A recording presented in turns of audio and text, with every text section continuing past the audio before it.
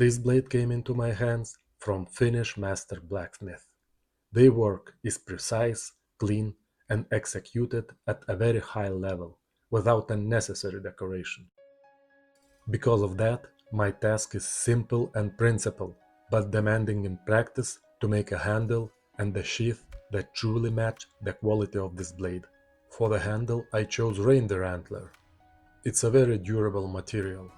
It absorbs impact well, withstands heavy use, and can serve for many years.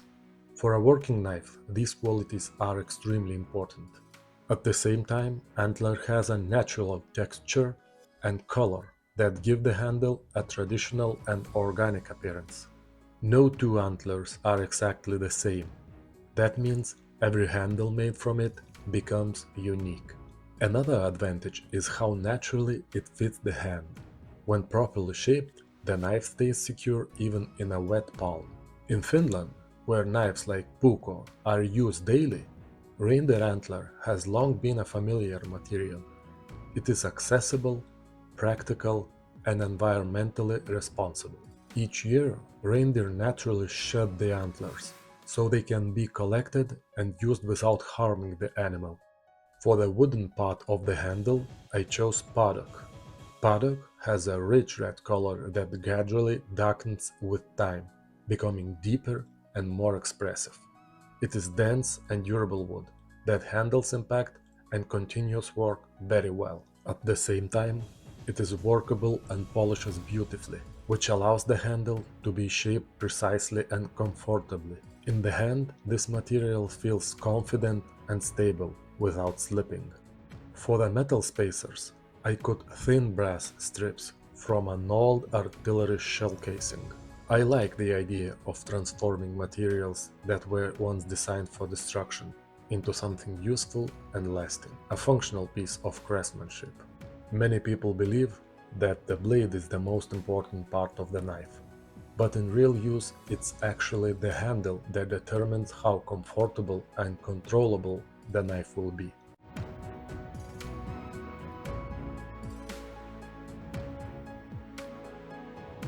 This antler element is made using a technique I previously used in a traditional Canary Island knives. I take a small antler cylinder and cut thin slots into it. Then slowly and carefully I insert a brass plate. This work requires patience. The metal must sit precisely within the pattern of the antler. When it's done correctly, it is not simply decoration. It becomes a structural element that visually ties the entire handle together. The Puukko knife has very simple geometry, but that simplicity is exactly what makes it so effective for woodwork and precise everyday tasks. Historically, a craftsman did not make a knife for display. He made it for someone who would use it every day. Sometimes these small details take more time than expected, but they are exactly what determine the final quality of the work. The bolster must be prepared as accurately as possible beforehand. After the knife is assembled, it becomes very difficult to return and correct anything in this area.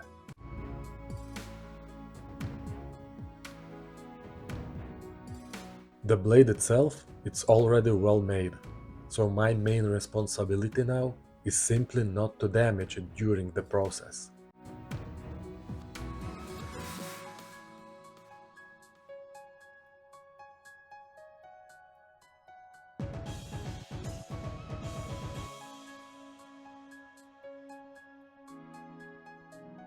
Before assembly, I carefully clean and degrease all parts using acetone.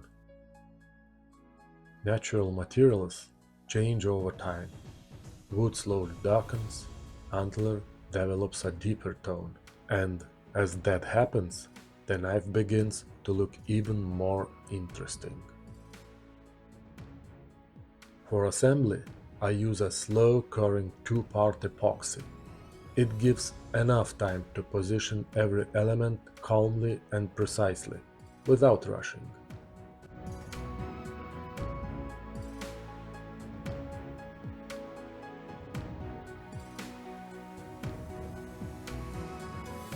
When you work with your hands long enough, you begin to feel the material. At that point, the final shape almost appears by itself. In northern countries, a knife has always been part of everyday life. People carried it almost as naturally as a belt or an axe.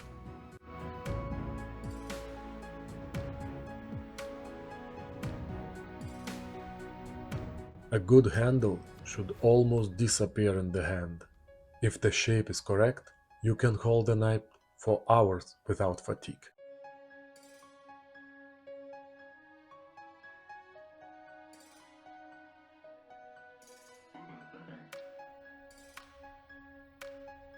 Immediately after gluing, I remove excess resin, especially around the bolster. Later, it would be much more difficult to clean.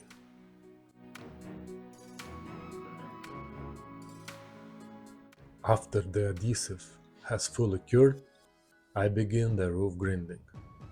At this stage, all the elements finally merge together, and the handle begins to reveal its final form.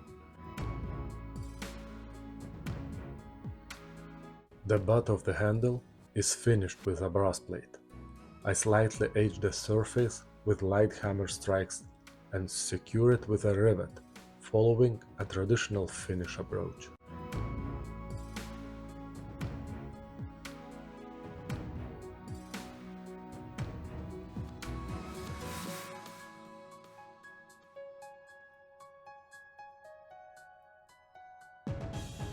Final sanding reveals the full result.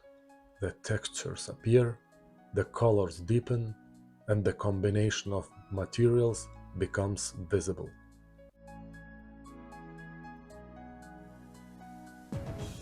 For the wooden insert inside the sheath, I use birch. Birch is a strong and accessible material. It tolerates daily use well, and it's easy to shape precisely. It also behaves well when exposed to moisture. A good sheath should hold the knife securely even without straps. It's an old northern tradition. If a knife is made correctly, it can serve for decades, sometimes even passing from one owner to the next.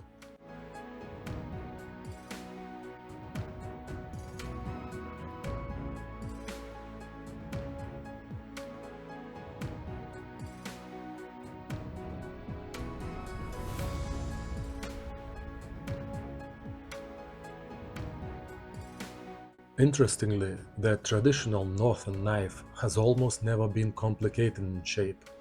Its strength has always been in simplicity and practicality.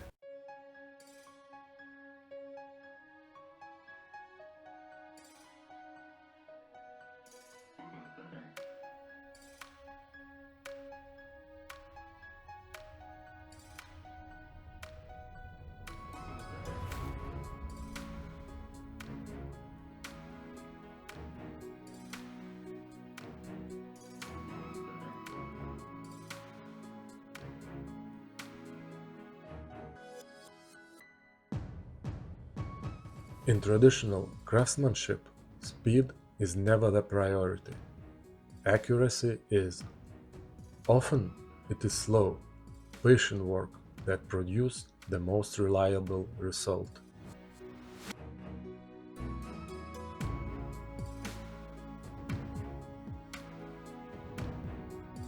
Sheaths are usually made from cow leather, but sometimes other material are used, such as elk or deer hide, especially more expensive knives. For this sheath, I use goat leather. It has a more expressive texture and molds tightly around the shape of the knife.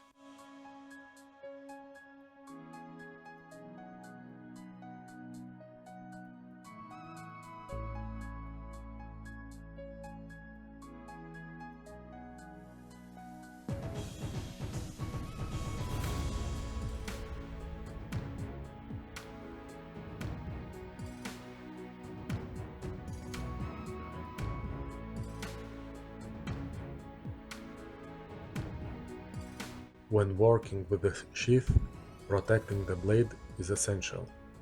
I coat it with oil and wrap it in film to prevent contact with moisture.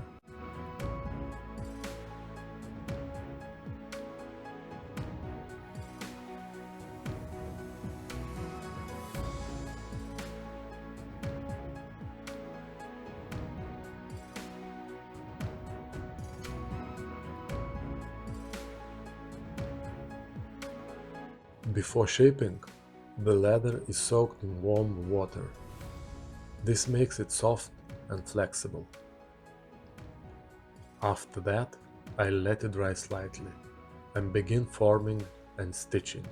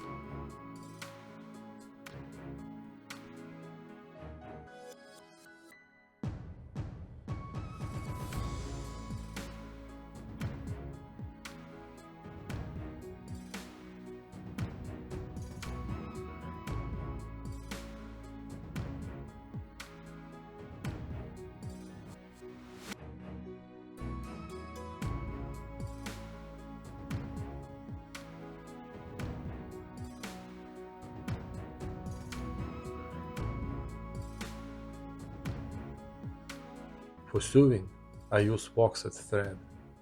The length of the thread is usually about 6 times the length of the seam. A needle is attached to each end.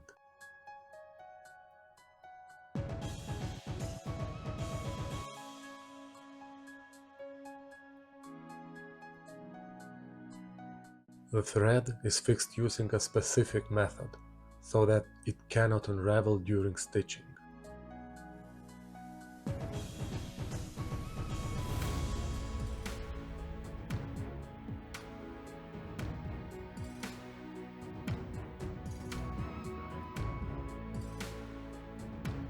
I mark the stitch spacing using a simple fork. Then I pierce the holes with an awl. In Northern tradition, the sheath is not just protection of the blade. It must hold the knife securely even when the person is walking through the forest or riding a horse.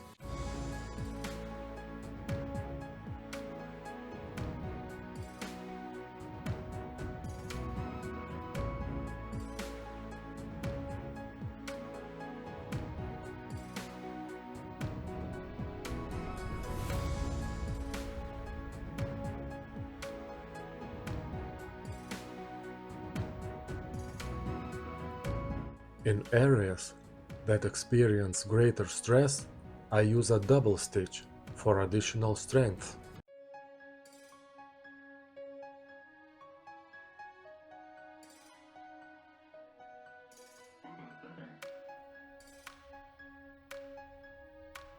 When shaping the leather, I use a polished tip of Reindeer Antler. It presses the material smoothly and allows precise shaping without damaging the surface.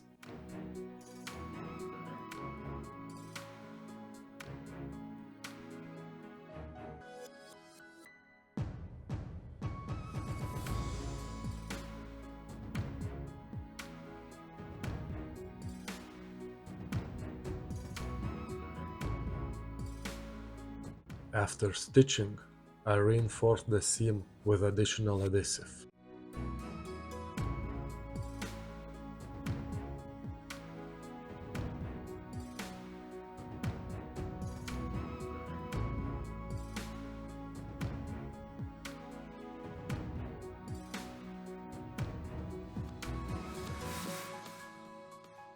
While everything dries, I prepare the suspension strap for the sheath. Handwork always requires patience, but these small details are what ultimately determine how long an object will last.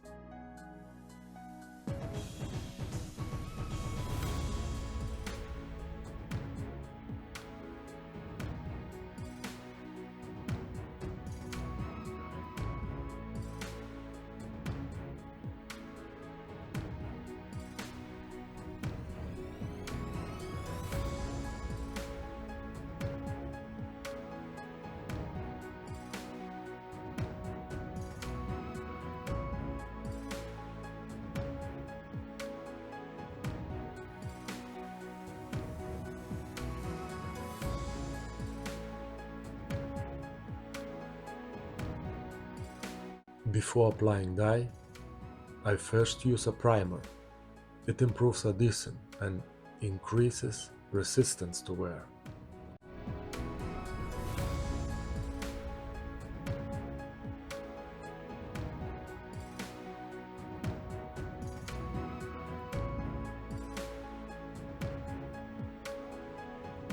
After dyeing, I apply a fixing finish.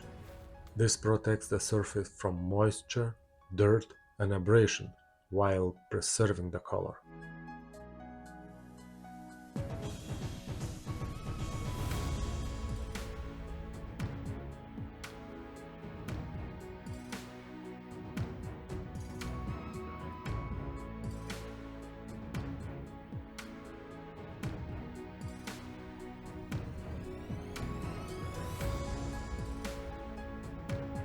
Finally, I apply wax.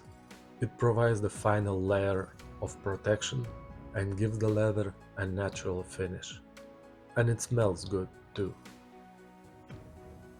For me, every knife is more than just a tool.